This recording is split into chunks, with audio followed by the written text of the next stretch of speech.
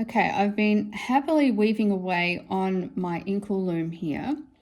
And what I've noticed is that my band has started to get a little narrower up here from where I was most recently weaving to what it was back here when I was weaving. And so I want to explain to you why this happens and what you can do about it. So when you're weaving an Inkle band, the warp tension is really super important. I like to have a super tight tension on my warp, as tight as I can get it pretty much. And that can be a little bit challenging. I've got the Ashford Inkle loom here, and it's got this little system here of the peg and the tightening knob, and you draw that towards you as you weave, and you of course release the tension, advance the warp, and then tighten it up again. So what can happen is that each time you release and advance the warp and then retighten, you can't necessarily, or you don't necessarily, get the exact same tension that you had before. And so this is a kind of a challenging thing. Now, a lot of the time, people would say if your band starts to draw in a little more or is a little narrower than it was earlier, or if you find it really hard to keep your band edges consistent, that is a weft tension issue. For example, how much you pull your weft tension through when you weave each pick. And that's true to some degree, but I would argue that it's even more of a warp tension issue than it is of the weft, because I know from being an experienced Inkle weaver, from having woven a lot of bands and from having spent a lot of time doing this, that I have been able to keep my weft tension pretty similar for the part of this band that I've already woven. And I've woven enough to be able to get into the rhythm. It does take a little bit to bring those warp threads together and then to get into a weaving rhythm. But I've done that because I've been weaving on it for a little while, and yet still my band has started to become a little narrower than it was before. The first thing I did when I noticed this is I got my tape measure out, because I wanted to make sure that it wasn't just something that I was thinking that I was seeing.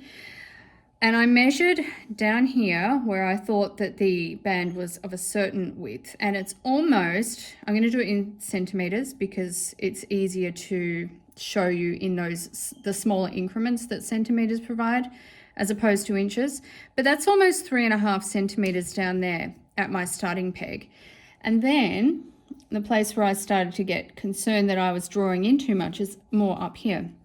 And so if I measure that part, it's about 3.25 centimeters. So I have actually drawn in, the band is actually drawn in by about 1/4 centimeter by the time I get up to here. What can I do about this? I don't want my band obviously going thick and thin, thick and thin. And I want to try and, I like this width down here. I want to try and maintain that almost 3.5 centimeters. So the thing that I really need to do at this point is to retighten my warp. So release that tension. Okay, you can hear by the way it's creaking that I do like quite a lot of tension on the loom, but I loosen it a little bit, and then I already advanced my warp, so I'm not going to do that all over again. But the thing here I want to do here is to retighten it, but get it slightly tighter than I had it just a moment ago. And yes, this can be a bit challenging, and there are different ways of doing it, but I usually have the loom against my body and then push that way.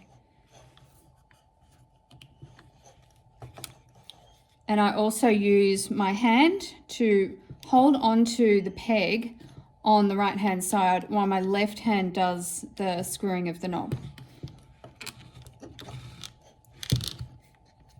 So I'm holding that all pretty tight, and that tension does feel better already. Every time you retighten your tension, you should do things like make sure that your heddles are all in line. Mine are not exactly in line because some of them are different sizes, which is not the best thing. I don't recommend that you do that. I'm actually going to redo all my string heddles so that they're all as close to the same size as possible. But anyway, now I can start weaving again, and I can try to get back to that, that original width that I was really liking by just working my way back to it. What I'm actually doing here is I'm working on a turned croak rod design. This is going to be for a class that I'm making this year over at the online weaving school. So if you're interested in learning croak rod on the Inkle loom, it is a fascinating process. It's a lot of fun, and you can get some really wonderful and unique designs. So make sure that you look out for that class coming up. At the moment, I'm testing out the designs that I've put together just to make sure that they all work the way that I want them to before I begin teaching them. So until next time, friends, happy weaving.